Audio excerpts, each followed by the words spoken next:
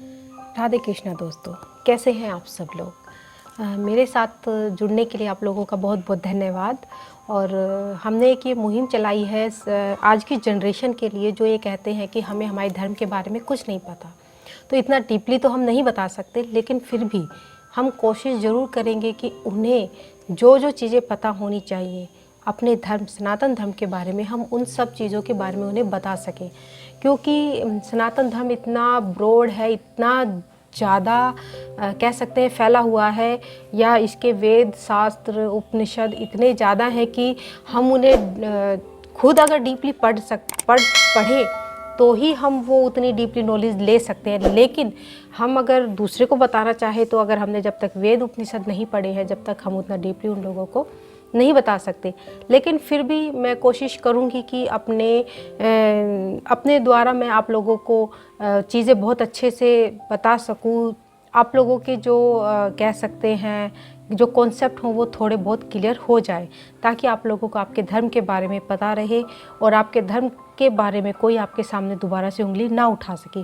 अगर आपने मेरे चैनल को लाइक और सब्सक्राइब नहीं किया है तो मेरे चैनल को लाइक करें, सब्सक्राइब करें और शेयर करना ना भूलें, क्योंकि जितना ज़्यादा आप इन वीडियोस को शेयर करेंगे हमारे धर्म के बारे में ज़्यादा से ज़्यादा जान सके, और जो ये धर्मांतरण हो रहा है हम उस चीज़ को रोक सके। तो चलिए चलते हैं हमारे एक स्टेप ऊपर। हमारा एक स्टेप ऊपर आता है कि हमारे जो त्रिदेव है उनकी उत्पत्ति कैसे हुई। त्रिदेव तो आप लोगों को पता है, हमारे एक भोलेनाथ, शिव शंकर वो हैं, महादेव, नीलकंठ, आप कुछ भी उनको बोल सकते हैं, वो आते हैं। दूसरे हमारे विष्णु जी आते हैं और तीसरे हमारे ब्रह्मा जी आते हैं। तो सबसे पहले हम बात करते हैं हमारे शिव के बारे में। महादेव भोले भंडारी जो शिव है वो उनको स्वयंभू कहा जाता है। स्वयंभू का मतलब ये है कि उनकी उत्पत्ति का पता नहीं कि वो कैसे हुई, उनका कोई अंत नहीं है, वो अनंत है, वो अनादिकाल से इस सृष्टि में विराजमान है। तो शिव के बारे में हम नहीं कह सकते।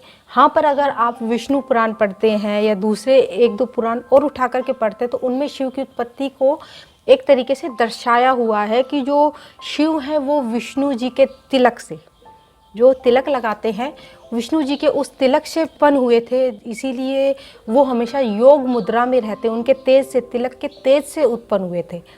लेकिन ये बात फैक्ट है। बट क्या है कि जिस तरीके से हम ओम का उच्चारण करते हैं इस सृष्टि के अंदर, सबसे पहले जो शिव भोलेनाथ थे वो एक ओम के रूप में, एक ध्वनि के रूप में पहले से ही विराजमान थे। लेकिन उनको जो स्वरूप दिया गया है, उनको जो हम बॉडी स्ट्रक्चर जो हम देखते हैं कि उन्होंने छाल पहनी हुई है, कमंडल धारण किया हुआ है, रुद्राक्ष की माला है, वासुकी उन्होंने गले में डाल रखा है, ये सब चीज़ें जो हैं ये बाद में हम जो और जो कथाएं पढ़ते हैं उसके थ्रू उस चीज़ को करते हैं। बट जो शिव थे वो पहले से ही इस सृष्टि के अंदर एक ओम के रूप में, एक ध्वनि के रूप में पहले से ही विराजमान थे।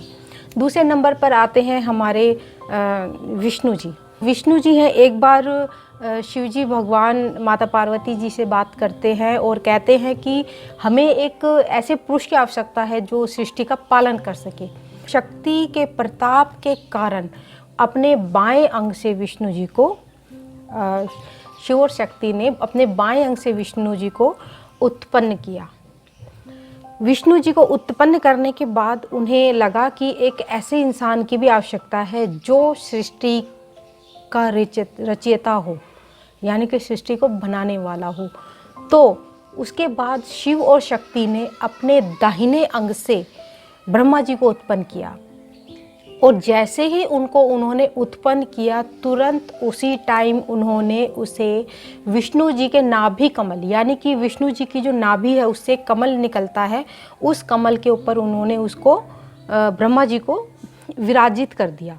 तो वो आप ये कह सकते हैं कमल पुत्र के रूप में हिरण्यागर्भ उनका नाम पड़ा। हिरण्यागर्भ मतलब ब्रह्मा उनको नाम दिया गया ये, और उनको कार्य दिया गया सृष्टि के रचयिता, यानी कि सृष्टि को रचने का उन्हें कार्य दिया गया। मुझे सुनने के लिए बहुत बहुत धन्यवाद। मेरे साथ जुड़े रहिए, दूसरे लोगों को आप अपने साथ जोड़िए और ये एक चेन बन जाए जिसके कारण हम हमारे सनातन धर्म को आगे ज़्यादा से ज़्यादा हम अपने सनातन धर्म को बढ़ावा दे सके, क्योंकि इस वक्त बहुत ज़रूरत है।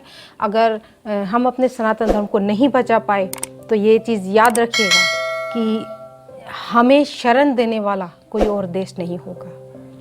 जय श्री राम।